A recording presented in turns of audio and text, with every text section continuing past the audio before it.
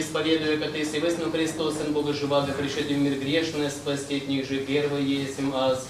Еще веру, если самое пречистое тело Твое, если самая честная кровь Твоя. Молюсь об Тебе, помилуй меня и прости мне всякое мое согрешение, вольное и невольное. Я же словом, я же делом, я же видением и невидением. Исподоби меня неосужденно причастите все пречистых Твоих тайн, во оставление грехов моих и жизнь вечную. Аминь. Вечери Твоей тайны, дни Сыне Божий, причастниками прими. Небо врагом Твоим тайну пови мне лапзанить и дам, яко Иуда. Но яко разбойник исповедую Тебя. Помяни меня, Господи, во Царстве Твоем.